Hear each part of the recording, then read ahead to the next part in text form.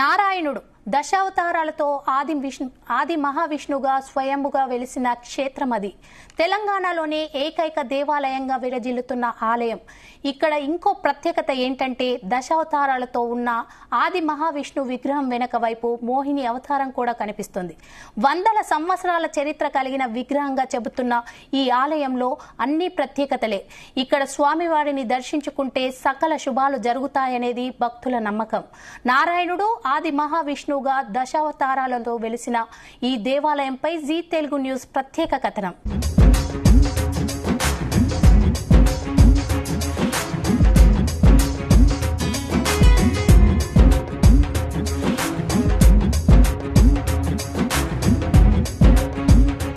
ఒక పక్క చెరువు, మరో పక్క గుట్టలు, ముందు వైపు పచ్చని పొలాలు. ఎంతో ఆహ్లాదకరంగా ఉన్న ఈ క్షేత్రం యాదాద్రి భువనగిరి జిల్లా చౌటుప్పల్ మండలం దేవలమ్మ నాగారం గ్రామంలో ఉంది.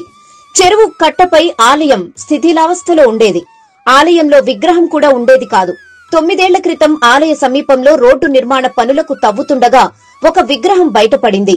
పురావస్తు శాఖ అధికారులు ఆ విగ్రహాన్ని పరిశీలించారు. సమీపంలో శాసనాలు కూడా లభించడంతో తవ్వకాల్లో బయటపడ్డ విగ్రహం 13వ శతాబ్దం నాటిదిగా గుర్తించారు. ఇలాంటి విగ్రహం దేశవ్యాప్తంగా కొన్ని చోట్ల మాత్రమే ఉంటుందని తేల్చారు.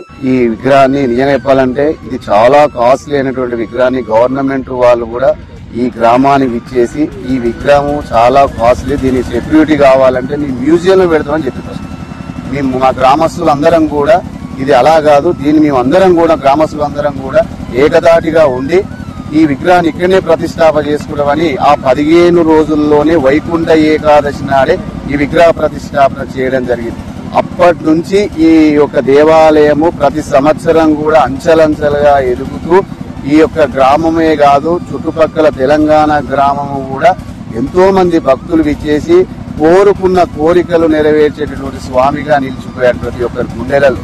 ఎందుకంటే ఎంతో మంది ఇబ్బంది పడుతున్నటువంటి ఫ్యామిలీలలో కూడా ఏదన్నా ఒక చిన్న కోరిక కోరినా అది నెరవేర్చింది కాబట్టి ఈ రోజు ప్రతి సంవత్సరం కూడా ఈ స్వామి వారికి ఎంతో సమర్పించుకుని ఈ దేవాలయాన్ని 9 సంవత్సరంలో ఎంతో అద్భుతంగా ఈ అభివృద్ధి చెందడం జరిగింది. 4 ఫీట్లు ఎత్తులో దశావతారాలతో పాటు మోహిని అవతారంతో ఉన్న ఈ విగ్రహం డ్యామేజ్ లేకుండా ఉండడం విశేషం. మరో విషయం ఏంటంటే శిథిలావస్థలో ఉన్న ఆలయంలోనిదే ఈ విగ్రహం అని చెప్పేందుకు ప్రతిష్ఠించే సమయంలో గర్భగుడిలో దొరికిన స్వామివారి పీఠమే నిదర్శనం. అలా శిథిలావస్థలో ఉన్న ఆలయాన్ని పునర్నిర్మాణం చేపట్టి దశావతారాలతో మట్టిలో నుంచి బయటపడిన ఆది మహావిష్ణు విగ్రహాన్ని ప్రతిష్ఠింపజేసి అందరికీ దర్శన భాగ్యం కల్పించారు.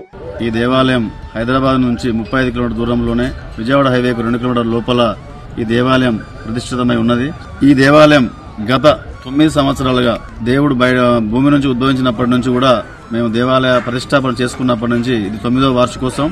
ఈ 9 సంవత్సరాలుగా దినదినాభివృద్ధి చెందుతూ మా దేవాలయంలో భక్తుల సంఖ్య పెరిగి ఈ రోజు ఈ 9వ వార్షికోత్సవం వరకు కూడా తెలంగాణ నలుమూలలో కూడా ఈ దేవాలయ ఖ్యాతి విస్తరించడానికి మీ మీడియా వారి సహకారం కూడా ఎంతో ఉంది. ఇందు మూలంగా మీడియా వారికి కూడా ప్రత్యేక కృతజ్ఞతలు తెలియజేస్తూ వచ్చే శుక్రవారం నాడు మా ఈ దేవాలయంలో వైకుంఠ ఏకాదశి రోజు ఉదయం 5 గంటల నుంచి ఉత్తరద్వార దర్శనం. మా దేవాలయ విశిష్టత ఏంటంటే శ్రీ ఆదిమహావిష్ణు దేవాలయం తెలంగాణలో ఉన్న ఏకైక విష్ణు దేవాలయం. తెలంగాణ మొత్తంలో కూడా విష్ణు దేవాలయం అనేది ఎక్కడ కూడా లేదు. ఇదే ఏకైక విష్ణు దేవాలయం కాబట్టి అదేవిధంగా దశావతారాలతో కూడుకున్నటువంటి ఈ విష్ణుమూర్తి విగ్రహం కాబట్టి భక్తులందరూ కూడా ఇది గమనించి రాష్ట్ర నలుమూలల నుంచి ఈ కార్యక్రమానికి స్వామివారి కళ్యాణ మహోత్సవంలో పాల్గొని తరించవలసిందిగా మనవి చేస్తున్నాను. ఎక్కడైనా ఆది మహావిష్ణు విగ్రహం స్వామివారు పడుకునే ఆకారంలో ఉంటుంది. కానీ దేవాలయంలో వెలసిన ఈ ఆది మహావిష్ణు దేవాలయంలో మాత్రం స్వామివారు నిలుచున్న ఆకారంలో దశావతారాలతో దర్శనమిస్తుండటం మరో ప్రత్యేకత. వెంకటేశ్వర స్వామి విగ్రహ ఆకారంలో చేతి అభయం ఆకారం ఉండదు. అయితే ఇక్కడ దొరికిన ఈ విగ్రహం ఆది మహావిష్ణువుగా ఎలా గుర్తించారంటే విగ్రహ ఆకారంలో స్వామివారి కుడిచేయి అభయంతో ఉండడం, ఎడమ చేతిలో గద ఉండడంతో ఇది మహావిష్ణు అవతారమని గుర్తించారట. అంతేకాక ఈ దశావతారాలతో ఉన్న విగ్రహానికి వెనుక వైపు కొప్పు ఆకారంలో ఉండడంతో పాటు స్వామివారి పాదాలకు మెట్టెలు, పట్టగొలుసులు, కడియాలు ఉండడంతో మోహిని అవతారం కూడా విగ్రహంలో దర్శనమిస్తుందనేది అర్చకులు చెప్తున్నారు. కడియాలు స్వామివారికి ఉంటాయి. మెట్టెలు, పట్టగొలుసులు మోహినీదేవికి ఉంటాయనేది పూజారులు చెప్తున్నారు. అందుకే 10 పుణ్యక్షేత్రాల్లో 10 అవతారాల స్వామిని దర్శించుకునే పుణ్యం ఈ ఒక్క ఆది మహావిష్ణు ఆలయంలో స్వామివారిని దర్శించుకుంటేనే లభిస్తుందట. నా పేరు శ్వేత అండి. ఇది ఒక చిన్న పల్లెటూరు, దేవలమ్మ నాగరము. ఇక్కడ ప్రత్యేకంగా మహావిష్ణువు ఫార్మర్స్ కి ఇక్కడ నార్మల్ గా పనికి వెళ్తూ ఉంటే దొరికారండి. ఇక్కడ 2015లో ఇక్కడ దొరికారు. ఈ సంవత్సరంతో 9 సంవత్సరాలు పూర్తయ్యాయి. 10 సంవత్సరంలోకి అడుగుపెట్టాము. ప్రతి ఏటా ముక్కోటి ఏకాదశి రోజు వైకుంఠ ద్వార దర్శనం జరుగుతూ ఉంటుంది. ఇక్కడ ఎవరైతే భక్తులు వచ్చి ఇక్కడ కోరికలు కోరుకుంటారో అవి డెఫినెట్ గా తీరుతాయి. సో ఈ ఏకాదశికి ప్రతి ఒక్కరు వచ్చి ఖచ్చితంగా దర్శనం చేసుకోవాలని కోరుకుంటున్నాం. మనం ఒక్కొక్క గుడికి ఒక్కొక్క దగ్గరికి వెళ్తాము. ఇంకొకటి మన తెలంగాణలో ఎక్కడ కూడా ఇలాంటి గుడి లేదండి. ఇంకొకటి విగ్రహానికి మనం దశావతారాలు కూడా ఎంత చక్కగా చెక్కబడినాయంటే అసలు మనం చూస్తే ప్రతిదీ కనపడుతుందండి. ఒక్కొక్క అవతారము కూడా మనం క్షుణ్ణంగా చూస్తే ఒక్కొక్క అవతారము విగ్రహం పైన క్షుణ్ణంగా కనపడుతుంది. స్వామివారికి వెనకాల తలపైన మోహిని అవతారం కూడా ఉందంట. మోహిని అవతారం ఉన్నందుకు విగ్రహ ప్రతిష్టాపన చేసినాక పూజారి గారు గమనించారట. ఆ మోహిని అవతారం ఉన్నందుకు స్వామివారికి ఇక్కడ కాళ్లకు మెట్టెలు, కాళ్ళకి గజ్జెలు కూడా పెట్టడం జరుగుతుందంటండి. అసలు మన దగ్గర ఇప్పుడు ఆంధ్రాలో ఒక టెంపుల్ ఉందంట, మన తెలంగాణలో మాత్రం ఇలాంటి గుడి లేదు. అసలు నందీశ్వరుడు పరమశివుడి వాహనం. నంది విగ్రహం లేని శివాలయాన్ని ఊహించలేం. ఇక్కడ మహావిష్ణువు కత్తి, విల్లు, శంఖం, చక్రం దాల్చిన శ్రీదేవి, భూదేవి సమేతంగా దర్శనమిస్తున్నాడు. అంతేకాక ఆ మహావిష్ణువు దేవునికి నంది పూజలు చేస్తుందనేది ప్రచారంలో ఉంది. నారాయణుడు ఆది మహావిష్ణువుగా కొలువుదీరిన ఈ క్షేత్రం ఆహ్లాదకరమైన వాతావరణంలో నెలవై ఉంది. శ్రీదేవి, భూదేవి సమేతంగా దర్శనమిచ్చే ఈ స్వామిని జగన్మోహినిగానూ కొలుస్తారు. విష్ణుమూర్తి దాల్చిన దశావతార రూపాలన్నీ ఇక్కడున్న విగ్రహంలో కనిపిస్తాయి. ఈ ఆలయంలోని విగ్రహానికి 100 సంవత్సరాల చరిత్ర ఉన్నట్లుగా ఇక్కడున్న శిలాశాసనంలో పొందుపరిచి ఉంది. ఈ ఆలయంలో వినాయకుడు, దాసాంజనేయ స్వామి విగ్రహాలు ఉన్నాయి. అవతారం పరశురాముడు, శ్రీరాముడు, వామనుడు, నరసింహుడు, శ్రీకృష్ణుడు, బుద్ధుడు, కలి ఈ 10 అవతారాలు ఉన్నాయి కాబట్టే స్వామివారు నిల్చొని ఉన్నారు. ఓన్లీ విష్ణుమూర్తి గారు ఒకరే ఉంటే పడుకొనే ఉంటారన్నమాట. అమ్మవారు వెనకాల తల భాగంలో ఇక్కడ ఉంటుంది. ఈ భాగంలో అంటే మొత్తము ఉండదు, జడకొప్పు ఆకారంలో వక్షస్థలం వరకు ఉంటుంది తల భాగంలో. అందుకని స్వామివారి పాదాలకు మెట్టెలు, పట్టగొలుసులు, కడాలు 3 ఉంటాయి అన్నమాట.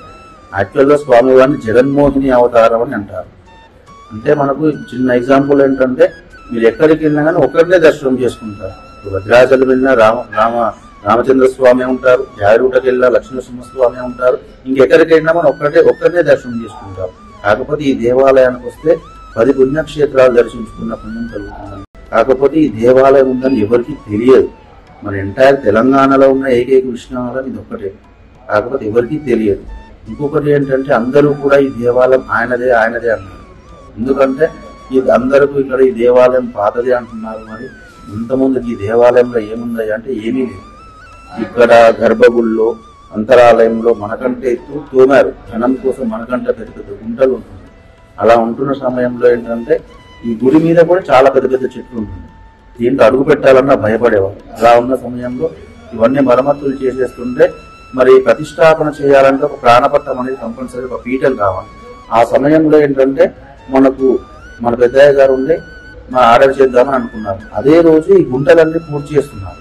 పూర్తి చేస్తున్న సమయంలో గర్భగుడిలో ఉన్న గుంట పూర్తి చేస్తుంటే ఆ మట్టి మధ్యలోనే ఆ ప్రాణపత్రం పీఠం ఉన్నదన్నమాట. అది వచ్చేసి లింగాకారం స్క్వేర్ లో ఉంటుంది.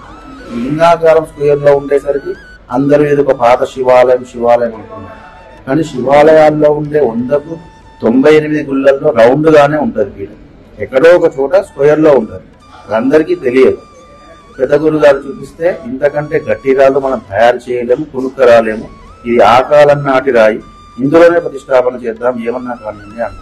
కానీ ప్రతిష్టాపన టైంలో విగ్రహానికి ఒక బొడిక ఉంటుంది కింద, ఆ పీఠానికి కూడా ఒక హోల్ ఉంటుంది, ఒక రంధ్రం ఉంటుంది. కానీ కూర్చోబెడితే కరెక్ట్ గా సెట్ అయింది అనమాట. మళ్ళీ దానికి సిమెంట్ వేయాలి, కదలకుండా ఇంకేమైనా జాగ్రత్తలు పడాలి, అలాంటిది ఏమీ లేదు. అంత పర్ఫెక్ట్ గా సెట్ అయిన తర్వాత ఈ దేవాలయం అప్పుడు మళ్ళీ ఒకసారి పరిశీలించారు. ఎందుకంటే ఇక్కడ చింకు చక్రాలు ఉంటాయి దేవాలయానికి. ఇక్కడ డోర్ పక్కన జయ విజయులు, గనుస్మంతులు ఉంటారు. ఇంకొకటి ఏంటంటే మనకు ముక్కోటి ఏకాదశి ముక్కోటి ఏకాదశి మనం ఆ రోజు ఏ దేవాలయానికి వెళ్ళినా మన వైష్ణవాలయాల్లో ఉత్తర ద్వారం దర్శనం ఉంటుంది. మన ముఖద్వారం ఎలా ఉండాలో ఉత్తర ద్వారం కూడా అలానే ఉండాలి. ముఖద్వారం రాయితో ఉంటుంది, మనకు ఉత్తర ద్వారం కూడా రాయితోనే ఉంటుంది. ఈ రెండు ద్వారాలు అప్పటి నుంచి ఉన్నాయో ఈ మధ్యలో నిల్చొని మనం కట్టుకున్నాం. ఇవన్నీ చూసిన తర్వాతనే ఈ దేవాలయం ఆయనదని నిర్ధారించారన్నమాట. ఈ ఆలయంలో రోజువారీ చేసే పూజలతో పాటు ప్రతి ఏకాదశి నాడు స్వామివారికి అభిషేకం, సుదర్శన నరసింహయాగం నిర్వహిస్తారు. అలాగే ప్రతి ఏడాది వైకుంఠ ఏకాదశికి 5 రోజుల పాటు ప్రత్యేకంగా బ్రహ్మోత్సవాలను జరపడం విశేషం. వైకుంఠ ఏకాదశి పర్వదినం సందర్భంగా ఉదయం 5 గంటల నుంచి ఆలయంలో ఉత్తర ద్వారం నుంచి స్వామివార్ల దర్శనాన్ని కల్పిస్తారు. అలాగే శ్రీదేవి భూదేవి సమేత స్వామివారి కళ్యాణం కూడా అంగరంగ వైభవంగా నిర్వహిస్తారు. ఈ దేవలమ్మ నాగారంలో వెలసిన ఆది మహావిష్ణు దేవాలయాన్ని సందర్శించాలంటే హైదరాబాద్ విజయవాడ రహదారి నుంచి కొయ్యలగూడెం స్టేజ్ నుంచి 3 కిలోమీటర్లు వెళితే ఈ ఆలయాన్ని దర్శించుకోవచ్చు. హైదరాబాద్ నుంచి 35 కిలోమీటర్ల దూరంలో ఈ దేవలమ్మ నాగారం గ్రామం ఉంటుంది. తెలంగాణ రాష్ట్రంలోనే ఏకైక ఆది మహావిష్ణు ఆలయంగా ప్రసిద్ధిగాంచిన స్వామిని దర్శించుకుంటే కోరిన కోరికలు తీరుతాయని భక్తుల అపార నమ్మకం. ఈ బ్రహ్మోత్సవాలకు హైదరాబాద్ ఉమ్మడి నల్గొండ జిల్లాతో పాటు పలు జిల్లాల నుంచి భక్తులు అధిక సంఖ్యలో పాల్గొంటారు.